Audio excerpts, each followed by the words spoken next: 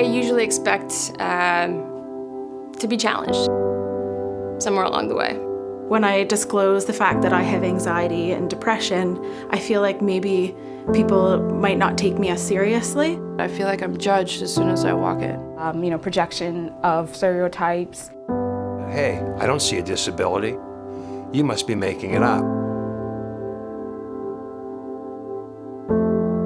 The overwhelming judgment that comes along with my headscarf. I identify as trans-masculine, genderqueer.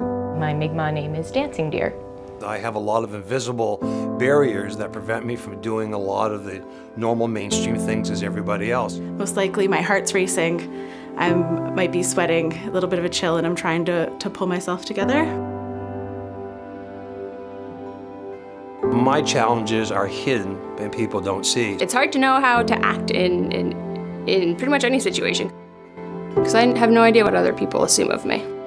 People automatically assume that, I can't speak English, or they assume that I'm not from here. Almost like an othering, feeling like I don't really belong. Just assume that I'm not like everyone else.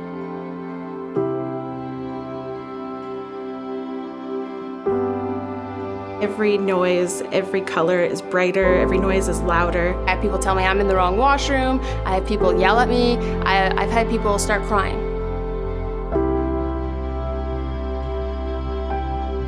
Why can't you? She goes, that's part of your job.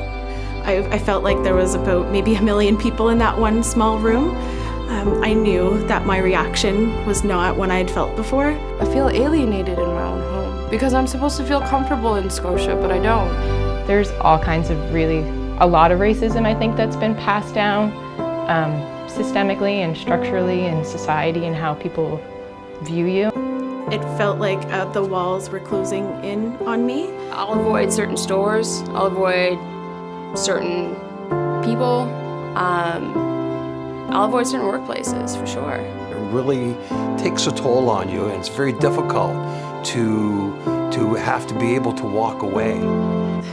And that everyone was staring at me. I would just feel like all that's coming at me all at once. Why don't you go back to your country, foreigner? So I'm going to be challenged by every single person I have to interact with. And it's too frustrating. It's not worth it.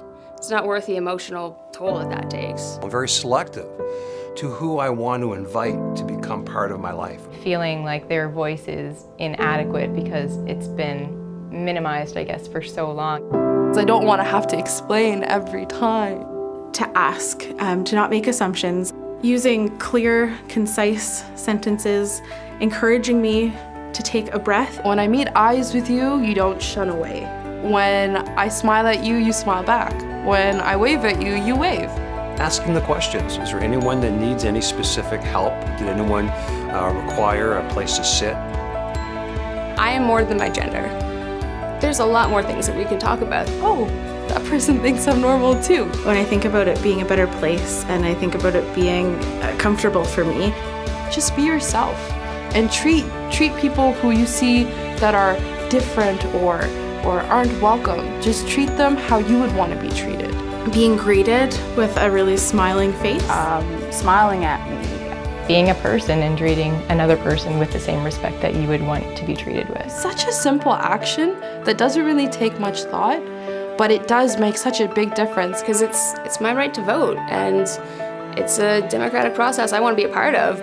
I am very passionate about voting. Democracy is very important to me. I'm a political science student, so.